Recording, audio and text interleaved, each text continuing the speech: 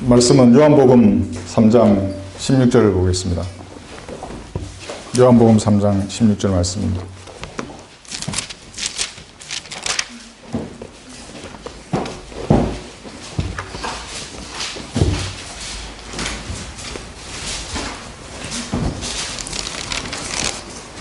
한 번쯤 다 들어보셨던 말씀입니다. 하나님께서 세상을 이처럼 사랑하셔서 그의 독생자를 주셨으니 이는 그를 믿는 사람은 누구든지 멸망하지 않고 영생을 얻게 하려 하심이니라. 하나님의 사랑은 어떤 사랑인가? 하나님의 사랑은 어떤 사랑인가? 라는 제목으로 말씀을 전하겠습니다. 기도하겠습니다. 하나님의 사랑은 어떤 사랑인가? 사람들은 다 사랑의 감정을 가지고 있습니다. 그래서 사랑한다는 말을 들으면 가슴이 다 설레는 것입니다.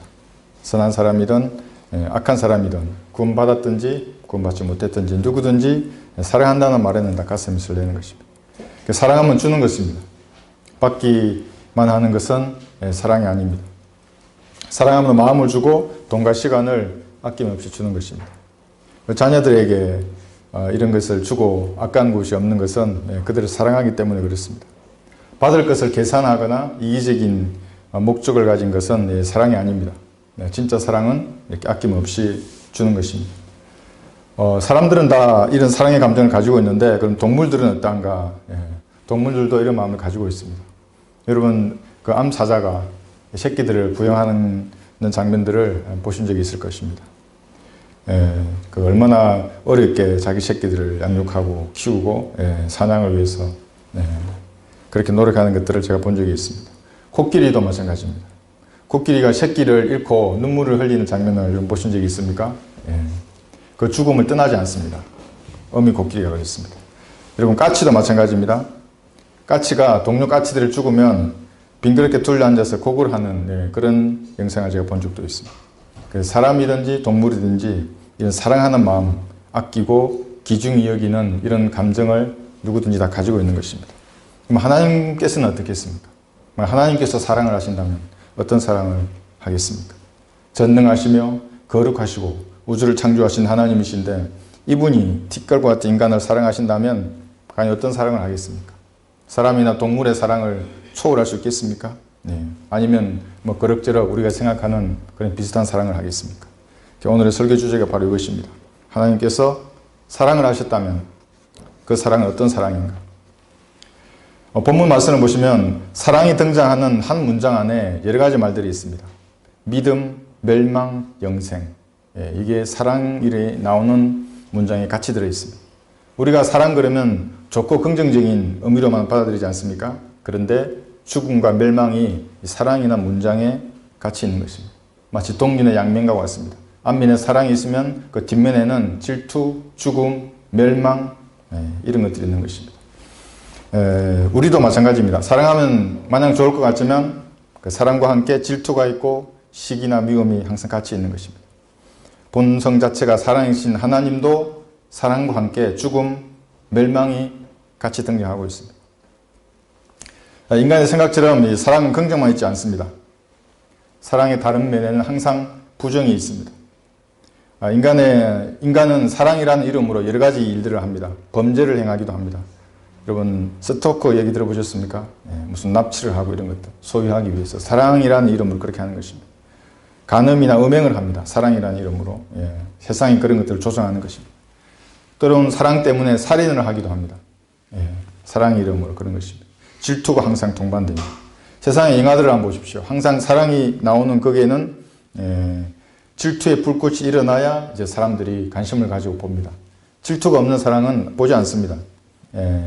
폭력과 죽음이 등장하고 갈등과 다툼이 항상 이 사랑에 등장해서 그걸 고조시키는 것입니다. 어디서 배웠겠습니까? 성경에서 배운 것입니다. 그들이 사랑에는 죽음과 생명이 함께 있습니다.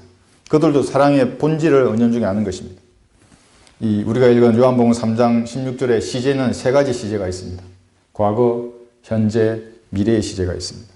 과거에 하나님께서는 2000년 전에 갈보리에서 세상을 사랑하셨습니다. 딱 한 번 세상을 사랑한 기록이 이곳에 등장하는 것입니다. 두 번 다시 반복되지 않습니다. 세상을 사랑하는 것은. 갈보리의 사랑을 거부하는 사람들 위에는 사랑이 아니라 하나님의 진노가 놓여 있습니다. 과거에 사랑했기 때문에 그렇습니다. 아들을 믿는 자는 영생을 가졌고 그 아들을 믿지 않는 자는 생명을 보지 못하고 오히려 하나님의 진노가 그 사람 위에 머물러 있느니라고 하더라. 여기도 생명이 등장하는 문장에 진노가 같이 등장하고 있습니다. 항상 동준의 양면 같은 것입니다. 하나님께서 지금도 세상을 사랑한다고 생각하는 사람들은 이 세상을 살기 좋은 곳으로 만들려고 합니다. 왕국을 건설하려는 자들입니다. 예수님 없이. 근데 그 사람들은 하나님의 사랑이 무엇인지 모르는 사람들입니다. 세상과 거룩하신 하나님과는 어울리지 않습니다. 잠시만 고개를 돌려서 한번 보십시오. 수많은 술집들, 모텔들, 노래방들 이런 것들과 거룩하신 하나님과 어울릴 것이라고 생각하십니까? 맞지 않습니다. 하나님을 두려워함이 없는 사람들, 물을 마시다 매일 죄를 지으면서도 양심의 거리낌이 없는 사람들, 이 세상의 권세가 한시적으로 마귀에게 들어가 있기 때문에 사람들은 그것이 전부인 줄 그렇게 생각합니다. 그러나 그들의 머리 위에는 하나님의 진노의 칼이 항상 대기하고 있습니다. 그러니까 우리가 기도하는, 우리가 세상을 위해서 기도하는 것은 세 가지밖에 없습니다. 물질을 쓰고 열정을 쏟는 것. 첫 번째는 그리스도인입니다. 어떤 그리스도인, 헌신된 그리스도인을 위해서 우리는 기도해 줍니다. 그리고 같은 지체를 위해서 기도해 주는 것입니다. 또 그의 사역이 있으면 사역을 위해서 기도해 줍니다. 그 다음에 예루살렘의 평화를 위해서, 예수님의 재림을 위해서 기도합니다. 그 다음에는 세상의 죄인이 구원받도록 기도하는 것입니다. 그거 외에는 기도하지 않습니다. 예수님께서도 나는 세상을 위해서는 기도하지 아니하노라고 분명히 말씀하셨습니다. 제가 처음에 구원받고 이 구원의 교리를 알고 어떻게 사람을 구원하는지 알고 난 다음에 제 문에다가 제가 근무하는 그 부대의 간부의 모든 이름을 적었습니다. 동그라미를 쳤습니다. 구원받은 사람들. 거부한 사람은 X를 하고. 그런 것입니다. 그것을 위해서 기도하는 것입니다. 그리스도는. 세상은 점점 더 좋아질 것이라고 말하는 사람들은 예수님을 모르는 사람들입니다. 예수님 뭐라 그러셨습니까? 나는 화평을 주러 온 것이 아니라 칼을 주러 왔노라고 말씀하셨습니다. 진리를 아는 사람과 모르는 사람과의 영적인 전쟁을 하는 것입니다. 마찬가지입니다. 이단들, 누가 우리를 이단들이라고 하던데 참 지성이 없는 자들입니다. 저 그 사람들 한번 만나보고 싶습니다. 10분만이라도 성경을 빼서 제대로 말하는지 제가 한번 알아보고 싶습니다. 세상은 예수님이 없는 이 세상은 어떻게 됩니까? 앞으로 3차 세계대전이 일어납니다. 3차 세계대전. 4차 세계대전도 있습니다. 유엔의 연합군은 2억의 연합군은 재림하신 예수님에 의해서 전멸할 것입니다. 기근과 전염병으로 망하는 것이지 결코 개선되거나 좋아지지 않습니다. 이런 세상을 위해서 기도하는 자는 하나님의 사랑이 무엇인지 모르는 것입니다. 세상을 위해서 기도할 게 아니라 세상에 있는 죄인들의 구원을 위해서 기도해야 하는 것입니다. 그리스도인들은 그렇다고 해서 정치 집회를 하거나 그런데 참가하지 않습니다. 우리는 기도하고 말씀으로 그들을 올바르게 인도하는 것입니다. 그러나 우리의 신앙을 방해하는 법을 만드는 사람들, 거리 설교를 금지하는 이런 입법을 하는 사람들은 우리 누군지 알아야 됩니다. 동성애가 죄라고 하면 말하지 못하게 하는 사람들이 누구인지는 우리는 알아야 됩니다. 그리고 그런 사람들에게 표를 주면 안 됩니다. 분별해야 하는 것입니다. 지옥에서, 강단에서 제가 지옥에 대해서 말하는 것을 금지하는 법안을 누가 통과시키려 한다면 발의했는지 우리가 알고 그런 자에게는, 그런 마귀의 앞잡이에게는 표를 주어서는 안 되는 것입니다. 북한에 복음을 전하는 이 복음전단지를 보내는 일은 헌법에 보장된 표현의 자유입니다. 2016년 대부분 판례가 있습니다. 미리 홍보하고 지역 주민하고 갈등을 일으키면 되지 않지만 그냥 보내면 이것은 표현의 자유입니다. 갈등을 일으키면 당연히 안전을 위해서 경찰이 저지를 하죠. 그러나 저희는 보내는 것은 헌법이 보장한 것입니다. 그런데 어떤 국회의원들이 통일부 장관의 승인을 받아서 보내라고 하면 우리는 그 자가 누구인지 알고 그런 자하고는 같이 하면 안 되는 것입니다. 그런 자에게 표를 주는 그리스도인들은 마귀의 편을 드는 것입니다. 십자가의 원수의 편을 그리스도인이 드는 것입니다. 정확히 분별해야 합니다. 목사들 중에도 제도화된 교회의 목사들 짓지 않습니다. 그들은 은혜의 복음을 전하지 않습니다. 하나님께서 그리스도인들에게 명령하신 것은 뭐냐면 죄에 대해서 찢어야 하는 것입니다. 불의에 항거하고 복음을 전파하라고 하는 명령인 것입니다. 제가 이번에 송우리에서 복음을 전파할 때는 좀 달랐습니다. 도시에 있는 마귀가 저를 압박하려고 하는 것 같아서 제가 온몸으로 얘기를 했는데 제가 예전에 그 군에 근무할 때 그 전우가 그 동네에 있었던 모양입니다. 그래서 저한테 댓글로 연락을 했었는데 죄에 대해서 얘기하는 것입니다. 죄의 삭선 사망이라고 외치는 것입니다. 불의에 항거하고 복음을 전파하는 이것이 그리스도인의 자세고 목사들이 할 일이에요. 근데 목사의 타이틀이 뭐라고 조용조용 세상과 타협하고 그런 자들은 비겁한 자들인 것입니다. 이 나라에 사는 그리스도인들은 어느 곳에서나 복음을 전할 수 있습니다. 제주도에서도 전할 수 있고 부산, 대전, 세종 어디든지 전할 수 있습니다. 북한에도 전할 수 있습니다. 중국이든 일본이든 그렇게 복음을 전하는 것은 하나님께서 부여해 주신 환경 또 개인의 역량에 따라 전해야 하는 것입니다. 자기 주변에만 복음을 전하라. 누가 그렇게 복음을 한정시켰습니까? 이렇게 복음을 제한하는 영은 어떤 변명을 하더라도 마귀의 영입니다. 복음을 전해야 하는 것입니다. 전하면 그 다음의 역사는 주님께서 하십니다. 천사도 하지 못하는 일입니다. 천사도 복음을 전하고 싶겠죠. 그러나 그 복음은 우리에게 위탁된 것입니다. 하는 것입니다. 세상과 친구처럼 지내는 사람은 세상의 영을 받은 사람입니다. 세상의 풍조를 따르지 않을 뿐더러 우리는 친구처럼 그들과 지내지 않아야 하는 것입니다. 세상과 친구 되는 것이 하나님과 원수 되는 것임을 알지 못하느냐. 그러므로 누구든지 세상의 친구가 되고자 하는 자는 하나님의 원수가 되느니라. 여기도 마찬가지입니다. 한 문장에 친구가 있고 원수가 있는 것입니다. 긍정과 부정이 항상 동전의 양면같이 같이 있습니다. 성경을 듣고 세상을 바라보면 여러분 무엇이 보이십니까? 각종 사고들, 광고들 쏟아져 들어옵니다. 광고의 홍수 속에 삽니다. 그 광고를 한번 잘 보십시오. 전부 반성경적입니다. 성경의 진리가 단 1%도 없습니다. 적그리스도를 예비한 것들입니다. 전부. 세상의 영들이 수천 마리가 쏟아져 나옵니다. 드라마, 영화들, 언론을 통해서 부추기는 그 스타들 모두 마찬가지입니다. 적그리스도의 길을 닦고 있는 그런 것들인 것입니다. 영상 매체를 가만히 보고 있으면 그것이 우리에게 영생을 줄 것 같습니다. 이것을 가만히 보고 있으면 세상의 영이 그 사람을 주관하게 됩니다. 마귀가 사고를 주관하고 가치관을 바꿔버리는 것입니다. 그런 사람들하고 얘기하면 아주 불쾌합니다. 누가복음 16장 15절에서는 이렇게 말씀하십니다. 주께서 그들에게 말씀하시기를 너희는 사람들 앞에서 스스로 어렵다고 하는 자들이지만 하나님께서는 너희의 마음을 아시느니라. 이는 사람들 가운데서 크게 높임을 받는 것이 하나님 보시기에는 가정스러움이라고 하시더라. 세상에서 존경받는 목사들, 신학의 교수들 주님께서 뭐라고 하십니까? 가정스럽다. 세상과 친구된 내가 가정스럽다고 하시는 것입니다. 지옥에 간다는 것을 뻔히 알면서도 입을 닫고 있는 그 목사를 주님께서 뭐라고 하시겠습니까? 하나님의 이름을 덜먹거리면서 사람을 지옥에 보내버리는 것입니다. 오히려 목사들이 가정스러운 자들입니다. 그리스도는 세상뿐만 아니라 세상에 있는 것들도 사랑하지 말아야 합니다. 세상도 세상에 있는 것들도 사랑하지 말라. 누구든지 세상을 사랑하면 아버지의 사랑함이 그 안에 있지 아니하니 이는 세상에 있는 모든 것이 육신의 정욕과 안목의 정욕과 생의 자랑이요 아버지께 속한 것이 아니라 세상에 속한 것이기 때문입니다. 제가 구릉에 보면 교회 오래 다닌 분들은 그런 얘기를 합니다. 자기 교회 무슨 목사나 강도사나 장로뿐만 아니라 그런 사람들은 항상 돈 얘기만 하는 것입니다. 결론은 돈입니다. 그들은. 이런 은혜의 복음을 처음 듣는다고 보통 말하지 않습니까? 복음을 전하지 않는 자들. 그럼 그리스도인들은 누구를 사랑해야 하냐면 요한복음 13장에서는 내가 새 계명을 주노니 이는 너희가 서로 사랑하는 것이라. 내가 너희를 사랑한 것 같이 너희도 서로 사랑하라는 것입니다. 새 계명입니다. 여러분. 형제 사랑하는 것이. 그런 사익을 비방하거나 반대하는 사람이 아닙니다. 동일한 믿음과 영을 지닌 그런 형제들을, 지체들을, 전우를 사랑하라고 하는 것입니다. 요한일서 4장에서는 어떤 사람이 나는 하나님을 사랑하노라 하면서 자기 형제를 미워하면 그는 거짓말쟁이라. 눈으로 본 형제를 사랑하지 않는 자가 본 적이 없는 하나님을 어떻게 사랑할 수 있느냐. 우리에게 영적 교훈을 주는 말씀입니다. 삼손은 어떻게 되었습니까? 여러분, 삼손. 사랑해서는 안 될 여자를 사랑했습니다.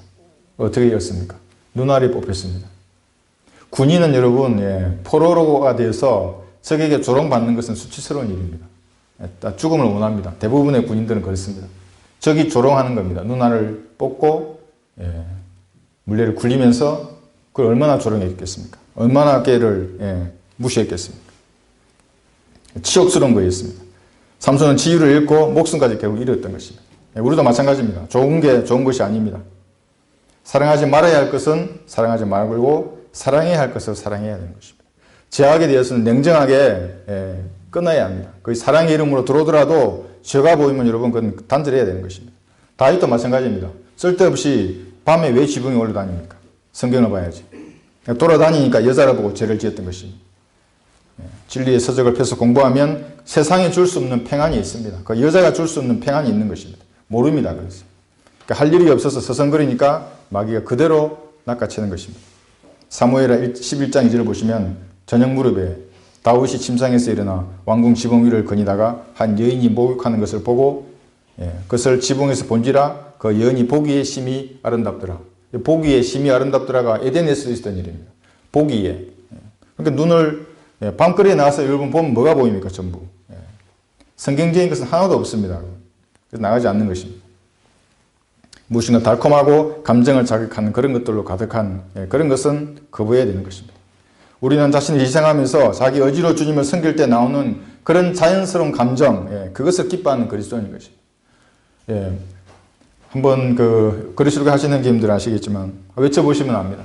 물로 쏟아 붓는 것 같습니다. 머리 끝 꼭대기에서 발끝까지 물로 쏟아 붓는 것 같습니다. 어떨 때는. 담대하게 서는 겁니다. 그 마귀의 세력들이. 생각해보세요. 마귀의 세력이 보고 있습니다. 지금 그 도시 마귀들이. 말씀을 외치는 것입니다. 그때 생기는 그 감정이 그리스도인이 좋아하는 감정인 것입니다. 그때 받는 그 핍박은 내게는 달콤한 것입니다. 이것이 바로 하나님의 사랑을 바로하는 그리스도인의 자세인 것입니다. 사랑에 대한 성경적 개념을 바로잡아서 사랑할 것은 사랑하고 미워할 것은 미워하고 때로는 정오해야 할 것은 정오해야 하는 것입니다. 제도화된 교회에 오래 다닌 사람들, 인본주의에 물든 사람하고 얘기해 보면 혼미한 것을 제가 볼 수 있습니다. 모든 게 섞여 있습니다. 구원도 섞여 있고 헌신도 섞여 있고 하나님도 섞여 있고 마귀도 섞여 있고 이게 어디서부터 시작해야 될지 참 감감한데 근데 이 사람은 자기가 배운 그 교리를 계속 고집합니다. 그러면 결코 진리를 찾을 수 없습니다. 겉으로는 그 사람들의 말이 옳은 것 같기도 한데 가만히 보면 마귀적인 것들인 것입니다. 도덕적으로 성별했을 수도 있습니다. 그 사람이. 잘 모르지만 그러나 교리적으로 성별되지 않았기 때문에 그 사람들은 모든 것을 수용하는 게 사랑이라고 생각합니다. 모든 걸 수용하는 그 사람들. 마귀 들려서 교회를 비방하는 자들도 수용하고 사랑하고 교회를 대적하고 파괴하는 자들도 사랑하고 수용하고 그럼 거짓 사랑입니다. 여러분. 이 사람 두 사람 모두 사랑하자? 아닙니다. 그러다가 그 사람도 대적자가 되는 것입니다. 사랑에 대한 성경적 개념을 바로 잡아야 합니다. 모든 것을 포용하는 것은 거짓 사랑입니다. 진리만 포용해야 되는 것입니다. 진리만 사랑해야 하는 것입니다. 그건 사랑이 아닙니다. 거짓 사랑입니다. 하나님 사랑이시기 때문에 자신의 사랑을 거부한 자들은 영원한 불못에 던지십니다. 영원한 형벌, 영원한 고통, 영원한 불에 대해서 성경은 정확하게 말씀하고 있습니다. 안식교인들이 저에게 항상 그런 말을 합니다. 아니 하나님이 히틀러보다 더 잔인하시느냐. 어떻게 지옥에서 영원 무궁토록 고통을 받게 하느냐. 1000년, 만년도 아니고 10만 년, 1억 년도 아니고 어떻게 영원토록 불태우게 하느냐. 그런 말을 합니다. 하나님을 모르기 때문에 그런 말을 하는 건데 그 사람에게. 그럼 뭐부터 제가 말해주겠습니까? 당신은 영이 죽어 있기 때문에 잘 모른다 사랑이. 사랑은 양면과 동전의 양면과 같은 것이다. 완벽한 하나님, 전능하시고 순수하시고 거룩하신 하나님의 질투를 당신이 아느냐. 그러니까 너는 전능하지도 않고 너는 거룩하지도 않고 너는 어렵지도 않은데 이 질투를 네가 어떻게 알 수 있겠느냐. 하나님의 질투가 완벽합니다. 여러분. 하나님의 사랑이 완벽하듯이 사랑하기 때문에 질투가 있는 것입니다. 여러분 사랑하는 사람이 한눈 팔면 어떻습니까? 마음이. 그 시쳇말로 눈이 돌아간다고 하지 않습니까? 사랑하기 때문에 그런 것입니다.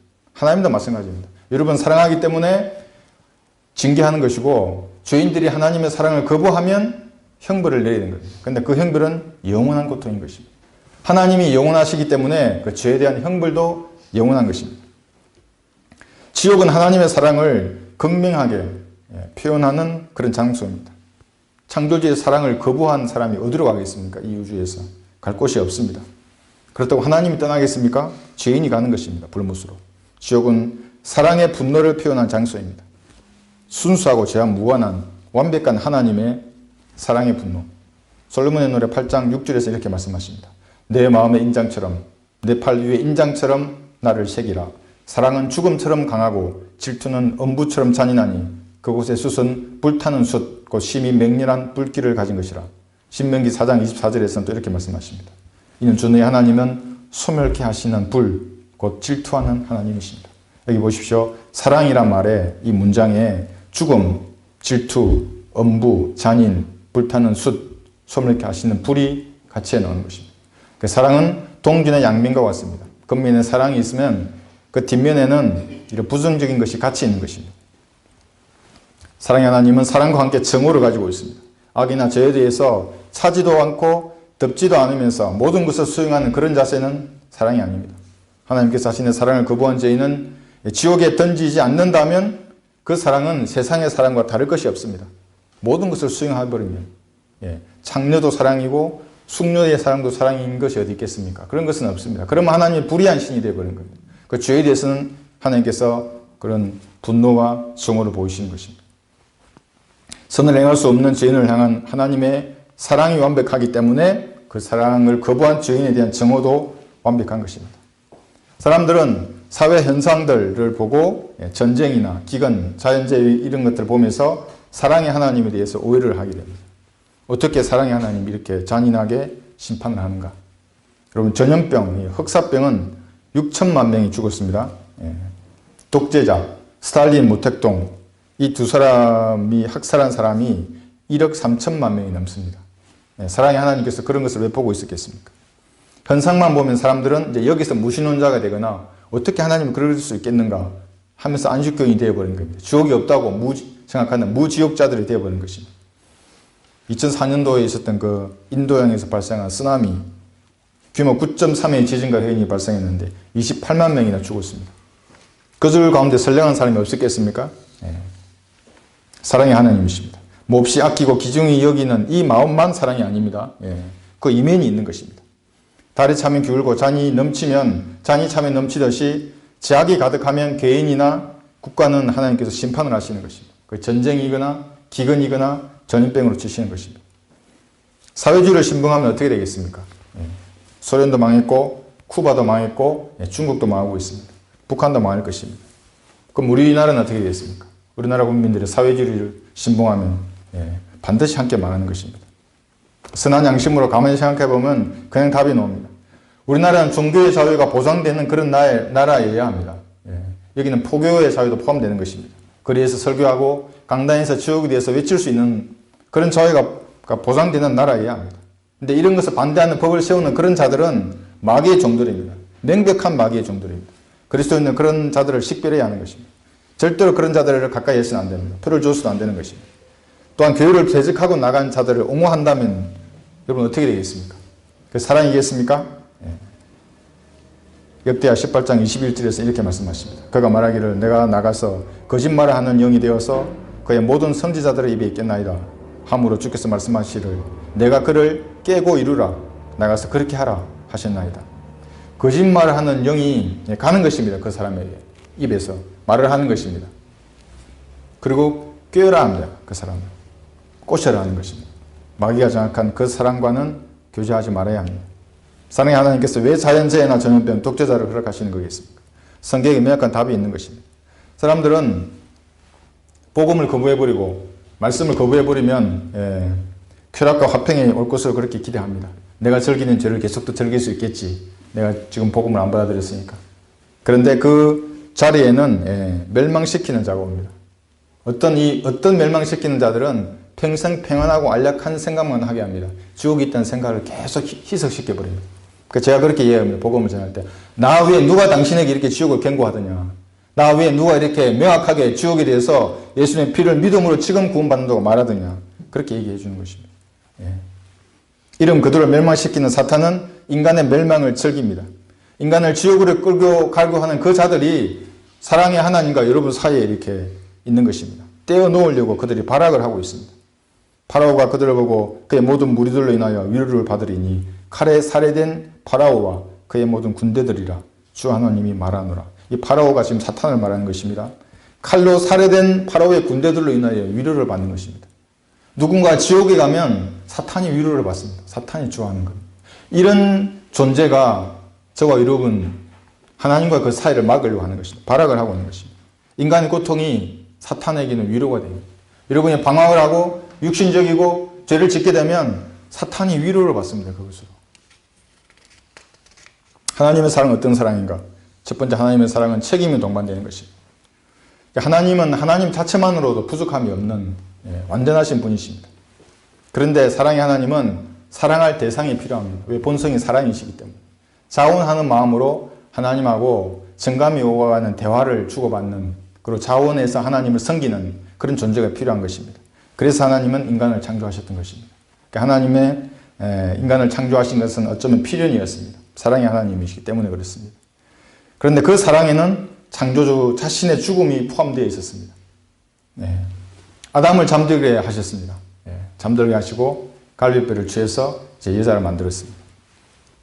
그러면서 아담은 뼈들 중에 뼈요 내 살 중에 살이라고 기뻐했습니다. 신부를 얻기 위해서 아담은 그렇게 추구했던 것입니다. 근데 아담은 오실 분의 모형입니다. 하나님께서도 몸된 교회인 우리를 얻기 위해서 십자가에서 죽으셨습니다. 그분의 죽음이 필수적인 요소였습니다. 이것이 인간이 범죄했을 때의 그 대책인데 하나님께서 그걸 아셨습니다. 처음부터. 자신의 죽음을 아시고 아담을 창조하셨던 것입니다. 아담을 창조하시면서 하나님께서는 자신의 아들을 아끼지 않고 죄인을 위해 십자가의 질구를 지실 계획을 이미 그때부터 세우셨던 것입니다. 인간의 죄에 대한 그 분노를 자신의 아들에게 모두 쏟으실 계획을 처음부터 세우셨던 것입니다. 이 엄청난 책임이 요구되었습니다. 하나님께서 그냥 아담을 만들어 놓고 마음대로 내버려 두지 않았습니다. 범죄했을 때의 그 책임을 자신이 지겠다고 하는 그런 것을 마음을 가지고 아담을 창조한 것입니다. 숭고한 사랑입니다. 이것은 전혀 빈틈이 없습니다. 어떤 마귀도 어떤 누구도 이를 제기할 수 없는 완벽한 계획인 것입니다. 하나님의 죽음이 수반되는 그런 계획이었던 것입니다. 하나님의 사랑이시라 하는 이 말 속에는 죽음을 각오한 그런 사랑이 포함되어 있었던 것입니다. 사랑의 하나님은 죄인을 지옥에 던지신 후에 영원히 고통받게 하는 것입니다. 1000만 년 후에 다시 한번 기회를 주고 모든 사람을 구원받게 한다고 하는 이런 만인 구원론 이런 것은 없습니다. 전부 그것은 마귀의 교리입니다. 왜 그런가 하면 하나님의 사랑에는 질투가 포함되어 있기 때문입니다. 자신의 아들을 아끼지 않고 죄인을 위해 십자가의 질고를 지게 하셨습니다. 죄에 대한 그런 분노를 하나님 자신에게 쏟으신 것입니다. 오늘날 많은 사람들은 사랑에 대한 이 개념을 오해하고 있습니다. 용어를 혼란시켜 버립니다. 그래서 교인들이 하나님의 사랑의 뜻을 알지 못하게 하는 거예요. 하나님의 사랑 그러면 베풀고 나누고 이렇게 서로 도와주고 이것으로 사랑으로만 알고 있습니다. 거짓 사랑입니다. 이것은. 그 이면에 있는 불타는 지옥에 대해서는 말하지 않고 있습니다. 동진의 앞면만 얘기하는 것입니다. 이 사랑을 거부하면 뒷면에는 영원한 불못이 있는데도 그 말은 하지 않습니다. 그 사람들이 하는 말에는 참으로 굴이 떨어집니다. 로마서 16장에서는 그 사람들이 이렇게 얘기하고 있습니다. 많은 것이 필요가 없습니다. 로마서 16장 18절에서는 하나님의 사랑을 이 긍정만 얘기하는 마귀의 종들입니다. 로마서 16장 18절 보시면 보십시오. 주변에 있는 제도화된 교회의 목사들입니다. 그러한 자들은 우리 주 예수 그리스도를 섬기는 것이 아니라 자기들의 배를 섬기는 것이니 정중한 말과 그릇들탄 언변으로 순진한 사람들의 마음을 미혹하느니라. 여러분 배를 섬깁니다. 아까 말했죠. 모든 결과는 돈으로 이어지는 겁니다. 그 목사들이. 그 다음에 보면 정중한 말과 그릇들탄 언변. 성경들을 믿는 교회 목사들은 좀 직설적입니다. 죄, 지옥, 심판, 보혈의 능력, 영접한 구원을 받는 것입니다. 말씀을 성경하라고 합니다. 저희들은. 다른 거에 관심이 없습니다. 다른 것은 주님이 주시면 받으면 되는 겁니다. 하루에 3끼면 충분합니다. 2끼로도 충분합니다. 그런 것을 신경 쓰지 않습니다. 하나님께 주시면 누리면 되고 중요한 것은 죄인의 혼을 지옥에서 구원받고 양육시키고 주님의 군사를 키우게 하는 것인데 관심이 없습니다. 이 사람들. 정중한 말하고 그릇듯하게 말을 하고 사람의 마음만 미혹을 해서 돈벌이 수단으로 삼는 것입니다. 위선자들입니다. 하나님 이름으로 돈 버는 머저리 같은 자들입니다. 우리는 하나님의 사랑을 성경적으로 알아서 올바르게 대응해야 합니다. 사랑의 양면성을 정확하게 우리는 이해해야 합니다. 하나님의 사랑은 어떤 사랑인가? 세 번째, 하나님의 사랑에는 죽음이 동반됩니다. 성경에서 처음 사랑이라는 단어가 나온 것은 창세기 22장입니다.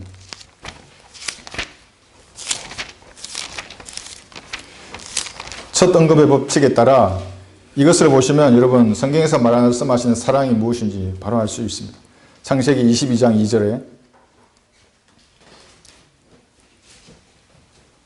하나님께서 말씀하시기를 내 아들 곧 내가 사랑하는 내 독자 이삭을 이제 데리고 모리아 땅으로 가서 산들 중에서 내가 내게 알려줄 한 산에서 그를 번제로 드리라. 사랑하는 독자 이삭입니다. 여러분. 사랑이 나오죠. 그런데 밑에 번제가 나옵니다. 죽음이 나오는 것입니다. 그러니까 하나님은 사랑하면 그 같은 문장에 반드시 죽음, 멸망, 심판, 지옥의 불 같이 등장합니다. 이렇게 나오는 것입니다. 여기서 이삭은 예수 그리스도를 예표하고 있습니다. 성경에는 백세에 낳은 아버지가 아들을 몹시 아끼고 귀중히 여기는 마음, 이게 사랑인 것입니다. 하나님께서도 자신의 독생자를 사랑하셨습니다. 마태복음 3장 17절에서는 이는 내 사랑하는 아들이요 그 안에서 내가 매우 기뻐하노라고 말씀합니다. 사랑하는 아들이요. 하나님께서는 사랑하는 아들을 희생 제물로 주신 이것을 이제 사랑이라고 말씀하시는 것입니다. 하나님께서 아들을 십자가에 내어주신 것은 아버지가 백세에 얻은 아들보다 여러분을 더 사랑하기 때문입니다. 똑같이 사랑했다면 하나님은 자신의 아들을 내어주지 않을 것입니다. 그 아들보다도 죄인을 더 사랑하셨기 때문에 십자가의 질고를 감당하게 하시던 것입니다. 기꺼이 군중들 앞에서 조롱을 당하시고 피조물 앞에서 발가벗겨지는 수치를 당하시고 끝까지 십자가를 인내하셨습니다. 저와 여러분을 자신보다 더 사랑하셨기 때문에 죄의 심판과 저주를 자신의 몸으로 대신 받으시고 우리를 구원하신 것입니다. 이제 성경에서 여기에 처음 사랑이 언급된 후에 1700년이 지나서 이제 요한복음 3장에서 본문의 말씀이 이게 반복되는 것입니다. 요한복음 3장 16절 하나님께서 세상을 이처럼 사랑하셔서 그의 독생자를 주셨으니 이는 그를 믿는 사람은 누구든지입니다. 예정된 자, 뭐 선택받은 자 이런 거 아닙니다. 끝까지 견디는 자 아닙니다. 누구든지 멸망하지 않고 영생을 얻게 하려 하십니다. 세상 사람들은 온통 사랑이라는 말을 입에 달고 삽니다. 홍수처럼 지금 범람합니다. 10대들도 사랑이라고 말합니다. 조그만 애들이. 동성애자들도 사랑을 얘기하고 교황도 사랑을 외치고 있습니다. 신부도 중도 사랑이니 자비니 있다는 말을 합니다. 그러나 그들은 사랑의 본질을 모르는 사람들입니다. 갈보리의 사랑을 거부한 사람들이 말하는 그 사랑은 사랑이 아닙니다. 음행이거나 범죄이거나 에이즈를 포장하는 말입니다. 돈 벌려는 수작들입니다. 사랑을 말하려거든 갈보리의 사랑을 먼저 말해야 합니다. 이것이 진정한 사랑의 순서입니다. 이것을 모르는 사람들이 사랑, 평화, 민주 뭐 이런 얘기하면 전부 다 그들의 저희를 우리는 알아야 하는 것입니다. 하나님께서는 과거에 우리를 사랑하셨습니다. 두 번 다시 반복되지 않습니다. 매주 일요일마다 가톨릭 교회에서 하는 그 미사들, 그 빵과 그 피가 예수님이 되는 겁니다. 예수님이 매주 재림합니다. 그들에게는. 그리고 매주 희생 제사를 드리는 겁니다. 매주 피를 흘리는 겁니다. 아닙니다. 성경은 과거에 한 번 십자가에서 우리를 사랑하시다고 분명히 말씀하십니다. 요한일서 4장 9절에서는 우리를 향한 하나님의 사랑이 이렇게 나타났으니 곧 하나님께서 그의 독생자를 세상에 보내신 것은 우리로 그를 통하여 살게 하려 하십니다. 여기에 사랑이 있으니 우리가 하나님을 사랑한 것이 아니요 그분이 우리를 사랑하시고 그의 아들을 우리 죄들로 인한 화목제물로 보내신 것이라.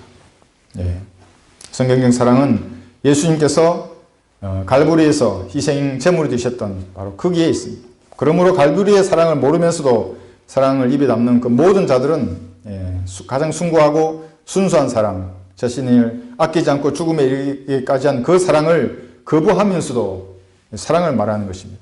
모순된 것입니다. 전부 돈 벌려는 수작들입니다. 사랑을 모르는 자입니다. 그런 사람들. 그래서 저는 복음을 전할 때 가장 안타까운 것이 참 사랑스럽게 생긴 청년이거나 숙녀이거나 아주 단정하고 복장이나 옷도 그런데 이 숭고한 사랑을 알려주는데도 거부할 때 너 가슴 아픕니다. 가슴. 자기의로 가득 찬 사람들. 하나님의 사랑은 어떤 사랑인가? 세 번째, 사랑에는 질투와 미움이 함께 있습니다. 주를 사랑하는 너희들아 악을 미워하라. 시편 97편 10절 말씀인데 사랑이 나오는 문장에 미움이 같이 나옵니다. 주님을 사랑하는 자들에게는 그래서 미워해야 할 대상이 생기는 겁니다. 아무도 밉지 않고 모두가 사랑스럽다.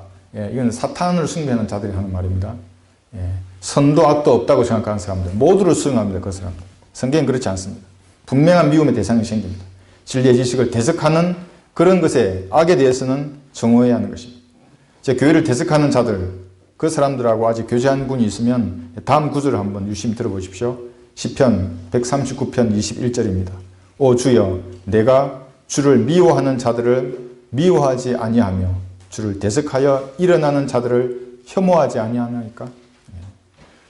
시편 여기 139편 21절에서 말씀하시는 것이 뭐냐면 미움과 혐오를 해야 합니다. 누굽니까? 주를 대적하는 사람들. 우리를 이단이라고 하는 사람들 자신 있으면 언제든지 여기 오십시오. 저희 교회로. 여기서 토론할 수 있습니다. 성경을 들고 오십시오. 이 성경에 건의를 둔다면 제가 언제든지 자신이 있습니다. 우리는 분명히 그들을 미워하고 혐오해야 합니다. 진리를 대적하는 자들입니다. 시편 101편 3편 3절에서 이렇게 말씀하십니다. 내가 사악한 것을 내 눈앞에 두지 아니하리이다. 내 눈앞에 두지 아니하리이다. 내가 타락한 자들의 행위를 미워하오니 그것이 내게 붙어있지 못하리이다. 타락한 자들의 행위입니다. 여러분, 진리에 대해서 대적하는 그들이 무슨 변명으로 그들의 행위가 정당화되겠습니까? 타락한 자들의 행위입니다. 그건 저희가 미워해야 하는 것입니다. 사랑이란 그 사랑에 반대하는 것에 대한 미움이 함께 동반됩니다. 미움이 없으면 사랑이 없습니다. 질투가 없어도 여러분 사랑이 식은 겁니다. 질투나 미움이 없는 사랑은 거짓인 것입니다. 로마서 12장 9절에서 이렇게 말씀하십니다. 사랑에 거짓이 없게 하라. 악을 정오하고 선과 연합하라. 악을 정오해야 하는 것입니다. 마귀의 교리를 정오해야 하는 것입니다. 그런 교리를 퍼뜨리는 것에 대해서 대항해야 하는 것입니다. 우리는 하나님을 사랑하고 말씀을 사랑하고 하나님의 사람을 사랑하는 것입니다. 동시에 악을 정오하고 선과 단단하게 붙어서 연합해야 합니다. 하나님께서는 그 사람의 마음의 상태에 적합하게 여러분 기도에 응답해 주십니다. 그래서 교회를 떠나는 사람들은 항상 이렇게 기도한다고 합니다. 주여 내가 어떻게 하기를 원하나이까? 그러면 주님께서 뭐라고 응답하시겠습니까? 교회를 떠나라고 합니다. 그렇게 응답해 주십니다. 기도에. 왜냐하면 이미 자기 마음에 교회를 떠날 마음을 품고 목사님과 교회의 여러 가지 사역에 대해서 그런 비난을 쏟아놓고 있는 그 상태에서 기도해 보십시오. 하나님께서 뭐라고 하는지. 나가라 그럽니다. 교회를 위해서. 양을 위해서, 성별된 이 무리를 위해서 너는 나가라. 이렇게 말하는 것입니다. 그래서 그 사람들은 모두 기도 응답을 받고 나갔다가 좋아합니다. 아, 하나님 여기를 떠나라고 해서 그래 빨리 떠나라고. 이 공통적입니다. 제가 지금까지 보았던 사람들을. 그들의 부패한 마음의 상태에 따라서 하나님께서 응답하시는 것입니다. 올바르게 응답하십니다. 교회에서 쫓아내신 것입니다. 사랑이 거짓 없이 부패하지 않으려면 악이나 불이나 주님의 사역에 반대하는 그런 악, 정오하고 선과 연합해야 하는 것입니다. 잠언 8장 36절에서는 이렇게 말씀하십니다. 그러나 나를 거슬러 죄를 짓는 자는 자기 혼을 해치는 자니 나를 미워하는 모든 자들은 죽음을 사랑하는 자들이라. 죽음을 사랑하는 자들. 우리가 생각하기에는 범죄자들이 떠오릅니다. 죽음을 사랑하는 자들. 독재자들. 김정은이 같은 애들. 자기 인민은 수십만 명이 굶어 죽는데도 핵무기 개발에만 열을 올리면서 자기 정권을 유지하려고 하는 자들입니다. 그들은 공산당에 배를 불리는 자들입니다. 1%의 그 규정만 살면 인민들은 생각하지 않습니다. 김일성은 조금 나았습니다. 근데 그 밑에 아들, 손자는 완전히 얘들은 마귀에게 점령당한 자들입니다. 김일성이 좋다는 게 아닙니다. 그래도 그 김일성이는 자기 인민들의 먹고 사는 걱정을 들어주려고 나름대로 노력했습니다. 그러나 그 아들, 손자에 대해서 완전히 망쳐버린 것입니다. 그런 자들의 죽음을 사랑하는 자들입니다.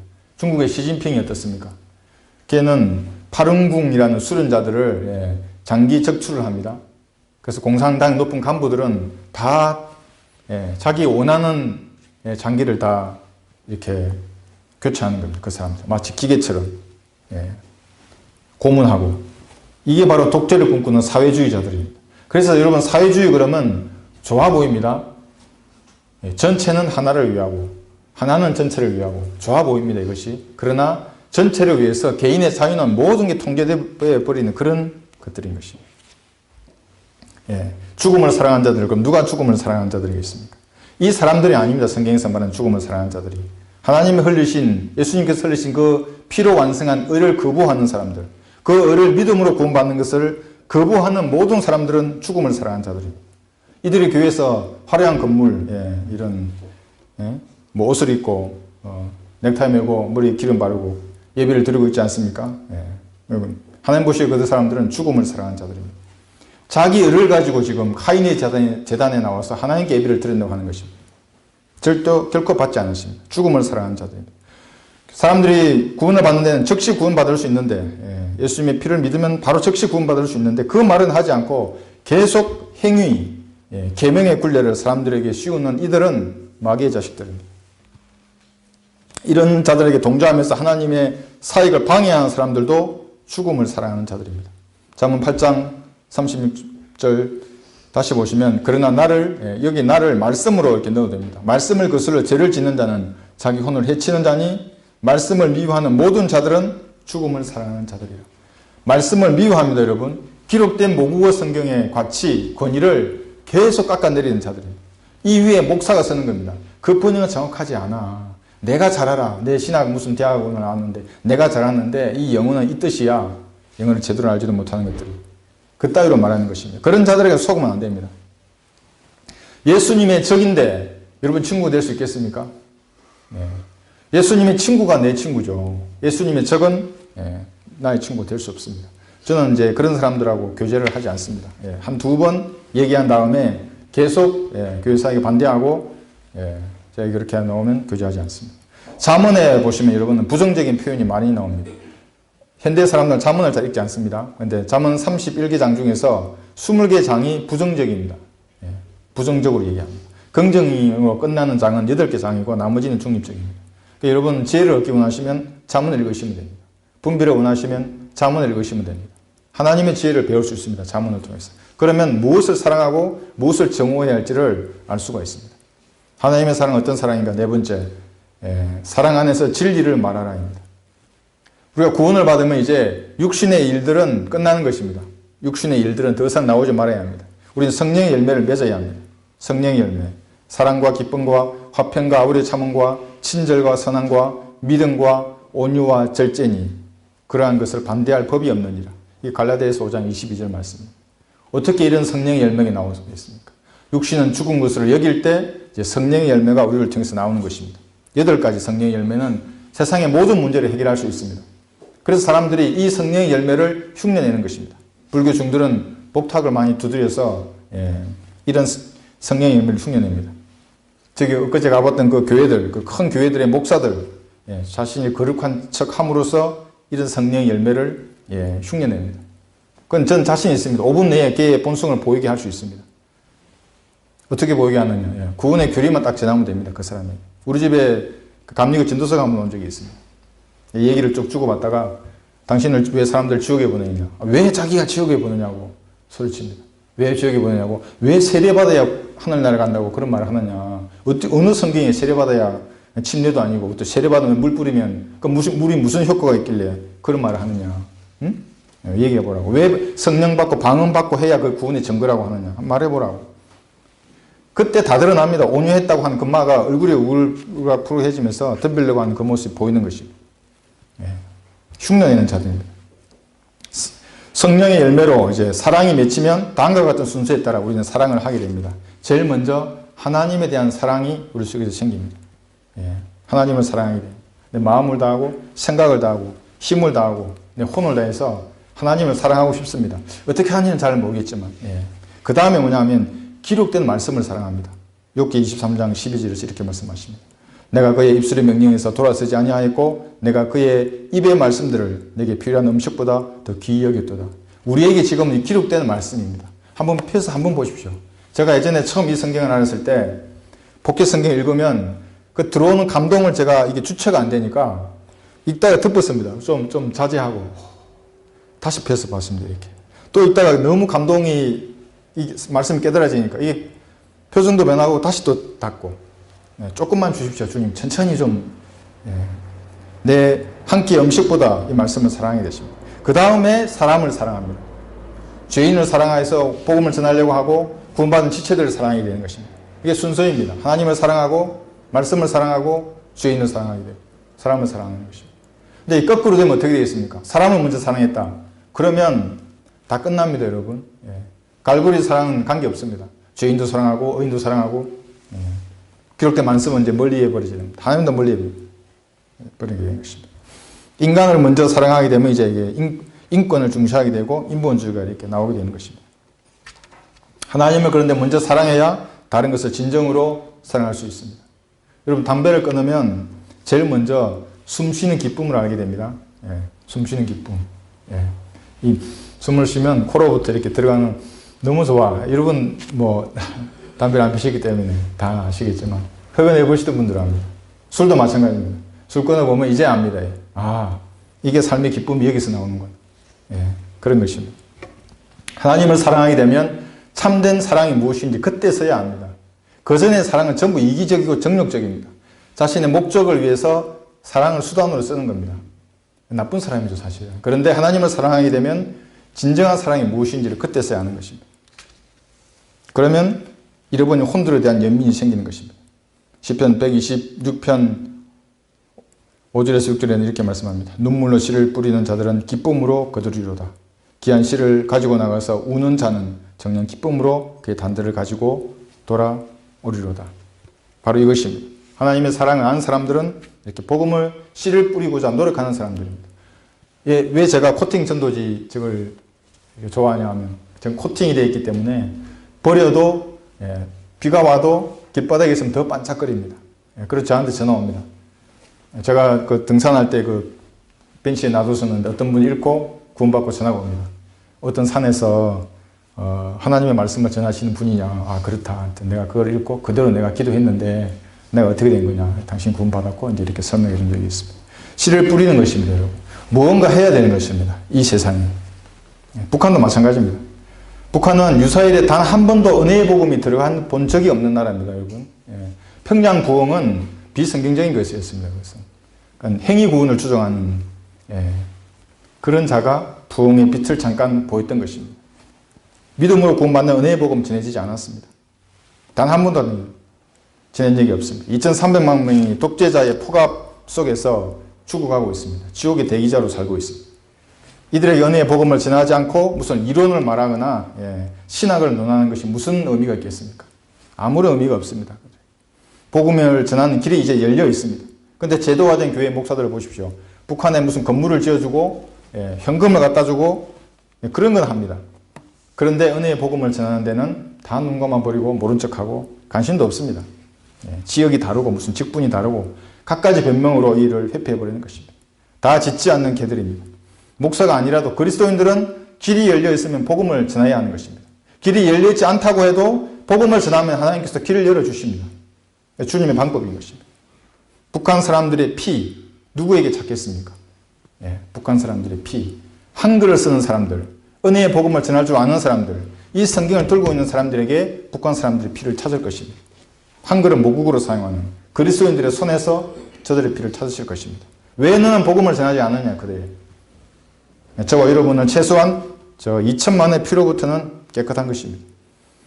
하나님의 사랑이 충만했던 바울은 항상 직접적으로 진리를 전파했습니다. 이렇게 애둘러 말하지 않았습니다. 고린도후서 10장 10절에 보시면 그들이 말하기를 그의 편지들은 이 바울입니다. 무게가 있고 힘이 있지만 직접 대할 때는 약하고 그 언변도 하찮다고 하기 때문이라. 왜 언변이 하찮다고 하냐면 학자적으로 말하지 않기 때문에 바울의 언변이 하찮다고 말하는 것입니다. 서론 이거 다 빼놓고 바로 얘기하는 것입니다. 바울은 또 아그리파 왕하고 대화할 때도 왕의 말을 끊고 얘기합니다. 아그리파 왕이여 선지자들을 믿으시나이까? 믿으시는 줄 아나이다. 왕의 생각을 예단까지 해버리고 얘기하는 것입니다. 저도 뭐 대통령하고 그런 말할 기회가 있을지 모르겠지만 저도 자신이 있는데 모르겠습니다. 이렇게 직설적으로 말하는 것입니다. 그리스도인들은. 진리를 말할 때 논쟁하라 싸우라 이런 말이 아닙니다. 한번 말해서 받아들이지 않으면 다음에 이제 전하면 되는 것입니다. 싸워버리면 이제 기회가 없어지지 않습니까? 진리를 말할 때 사람의 기분을 맞추거나 왜곡하지 말고 말할 수 있으면 그대로 얘기하는 것입니다. 영접할 시기가 아니라고 생각되면 좋게 헤어지고 다음에 전하면 되는 것입니다. 그런데 복음을 전해야 하는데 내 입을 누군가 누르고 있다. 그럼 분명히 그 마귀가 여러분을 누르고 있는 것입니다. 저도 그런 적이 있습니다. 제 할머니를 구령할 때. 복음이 안 나오는 겁니다, 입에서. 그래서 내 속으로 기도했습니다. 이거 분명히 마귀가 지금 나를 짓누르고 있는 거야. 하나님 내게 지혜를 주십시오. 뭐라고 말해야 합니까? 그리고 입을 열었습니다. 하나님, 할머니 모든 사람은 죄인이지 않습니까? 너무 저보다 더 잘하는 거예요. 그렇지 사람 다 죄인이지 내가 발걸음을 뛰기만 해도 다 죄를 짓는데 그래서 어쨌다고 그래 예수님을 제가 얘기했습니다. 아니 내가 TV를 보니까 누가 감옥에 질질 끌려가고 있던데 그 사람이 예수님이냐고. 그러니까 예수님이라고 그분이 흘린 피로 제가 다 용서됐다고. 어떻게 하면 되냐고. 어떻게 하면 되냐고. 예수님 영접하면 된다고. 불교식으로 이렇게 합작하는 식으로 예수님 영접한 것입니다. 이것이 그리스도인이 하는 일입니다. 그냥 진리에 대해서 얘기하는 것입니다. 사실 그대로를 말하는 것입니다. 니고데모를 만났을 때도 예수님은 바로 얘기했습니다. 애둘러 말하지 않았습니다. 자신의 딸을 꽂혀달라고 하는 그 이방 여인에게 예수님 뭐라 그러셨습니까? 이방의 개들에게는 줄 음식이 없다고 하셨습니다. 어떻게 이런 말을 할 수 있겠습니까? 사랑이 충만한 예수님이신데. 진리에 대해서는 예수님은 그대로 얘기하는 것입니다. 부드럽고 듣기 좋은 학자적인 그런 언어를 사용하지 않았습니다. 이 절정을 이루는 말이 여기에 나옵니다. 마태복음 5장 41절에서는 그때에 왕 왼편에 있는 자들에게도 말하기를 너희 저주받은 자들아 너기서 떠나 마귀와 그의 천사들을 위해 준비한 영원한 불 속으로 들어가라. 은혜의 복음을 모르는 모든 목사들, 모든 신학자들 예수님께서 이렇게 말씀하실 겁니다. 은변이 하찮다고 생각하는 그 모든 자들이 예수님 직접 그들이 폐마하는 그 하찮은 다고 생각하는 그 말씀하실 겁니다. 저주받은 자들아 내게서 떠나 마귀와 그의 천사들을 위해 준비한 영원한 불 속으로 들어가라. 이 사랑 자체이신 본성이 사랑이신 예수님께서 하신 진리의 말씀인 것입니다. 우리도 사랑에 이런 사랑으로 가득 차서 거리에서나 공원에서나 사이버 공간에서나 어디에서나 사랑 안에서 담대히 진리를 외쳐야 하는 것입니다. 비진리와 타협하는 것은 사랑이 변질된 것입니다. 사랑이 아닙니다. 지옥의 대기자들에게 갈보리의 사랑을 전하지 않으면서 말하는 그 모든 사랑도 사랑이 아닙니다. 그들은 마귀의 종인 것입니다. 결론을 맺겠습니다. 하나님의 사랑은 갈보리에서 나타났습니다. 백세에 난 자신의 독생자보다 더 여러분을 사랑하는 그 마음이 하나님의 사랑입니다. 세상에 이와 같은 숭고한 사랑은 없습니다. 로마서 5장 7, 8절에서도 의인을 위하여 죽으려는 사람이 거의 없고 선한 사람을 위하여 죽음을 무릅쓰는 사람이 간혹 있을지 모르지만 우리가 아직 죄인이었을 때 그리스도께서 우리를 위하여 죽으심으로써 하나님께서는 우리를 향한 그의 사랑을 나타내셨느니라. 사랑은 동진의 양면과 같은 것입니다. 앞면에 사랑이 있으면 그 뒷면에는 질투와 미움이 함께 있습니다. 그 사랑을 부인한 자들에게는 그들을 삼키는 영원한 불못이 기다리고 있습니다. 하나님의 사랑을 끝까지 거부한 자들에게는 질투의 불이 영원토록 타오를 것입니다. 그리고 하나님께서는 고통당하는 그들을 조롱하실 것입니다. 잠언 1장 26절 나도 너희가 재앙을 당할 때에 지옥에서 불탈 때에 비웃을 것이요 너희에게 두려움이 임할 때 조롱하리니 이는 너희의 두려움이 멸망같이 이르고 너희의 재앙이 효리 바람처럼 닥칠 때요 고난과 고통이 너희에게 임할 때라. 그래서 저는 전도지를 주면 거부하는 사람들은 이 구절이 생각납니다. 나를 비웃고 무식한 어떤 자가 저기서 뭐 예수쟁이가 뭐 저 외치냐 이렇게 생각하고 있는 사람들 있지 않습니까? 하나님이 조롱하는 겁니다. 나중에 이 사람들을 알기 때문에 내가 사랑의 마음으로 이렇게 전하는 것입니다. 담대한 것입니다. 우리는 하나님의 사랑을 값없이 받았습니다. 우리 안에 있는 하나님의 사랑은 하나님을 사랑하는 만큼 악을 정오하고 악과 타협하지 않는 그런 사랑인 것입니다. 타협하지 말아야 합니다. 그리스도인이라면 하나님을 사랑하고 하나님의 말씀을 사랑하고 하나님의 사람들을 사랑하는 것입니다. 하나님은 책임지는 사랑을 했습니다. 입으로만 사랑하는 것이 아니라 자신의 죽음으로 그 사랑을 나타내신 것입니다. 하나님 자신의 목숨을 내건 그 사랑을 거부한 사람들에게는 하나님의 질투가 영원토록 그들에게 임할 것입니다. 하나님은 최선을 다해서 인간을 사랑하셨습니다. 그 사랑에는 창조주의 피눈물과 고뇌와 질고와 슬픔이 내포되어 있습니다. 그 사랑을 거부하는 일은 가벼운 일이 아닙니다. 사람들은 이런 지고지순한 숭고한 하나님의 사랑을 인간의 그 싸구려 사랑보다 못한 것으로 취급하고 있습니다. 그들에게는 하나님의 질투의 불꽃이 임해서 지옥의 불길에서 영원토록 태울 것입니다. 사랑은 결코 가볍지 않습니다. 질투를 동반하는 사랑의 성경적 의미를 깨달아서 실천하는 여러분이 되시기를 바랍니다.